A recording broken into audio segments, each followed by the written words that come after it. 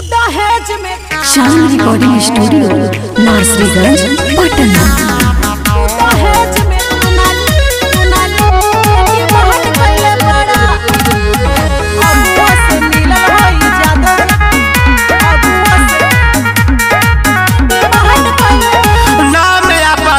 हमर काम अपराधी मन बात करो ना तो जन करो शादी। नाम अपराधी हमर काम अपराधी मन बात करो ना तो जन करो शादी। कोई जगह जाके पहचान कैले बड़ा ना जान के तना के जान खैले बड़ा। अगुआ से मिलल हई जादो जी खबर तू दहेज में दुनाली के डिमांड कैले बड़ा। अगुआ से मिलल हई जादो जी खबर तू दहेज में दुनाली के डिमांड कैले बड़ा। शान रिकॉर्डिंग स्टूडियो नासरीगंज पटना।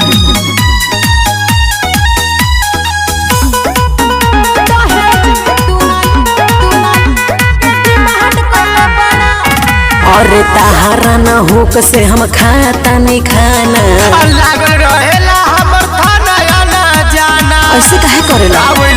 सुनो बोलो तहारा न हुक से हम खाता नहीं खाना। लागल रहेला हमर थाना आना जाना। डरेला ना काहे छोटा साण भइल बड़ा। यूपी बिहार में बरांड भइल बड़ा। अगुआ से मिलल हई जादो जी खबर तू दहेज में दुनाली के डिमांड कैले बड़ा। अगुआ से मिलल हई जादो जी खबर तू दहेज में दुनाली के डिमांड कैले बड़ा। शान रिकॉर्डिंग स्टूडियो नासरीगंज पटना।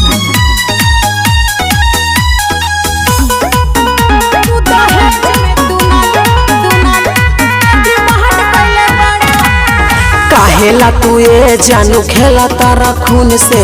जादो जी जियल चाहता रे जुनून से। छोड़ दई सब ना छुटियो भैरे के राजा। काहेला तू ये जानू खेला तारा खून से। जादो जी जियल चाहता रे जुनून से।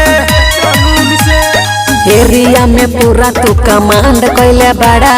सिंटुआ गोलू तू रिमांड भइले बड़ा। अगुआ से मिलल हई जादो जी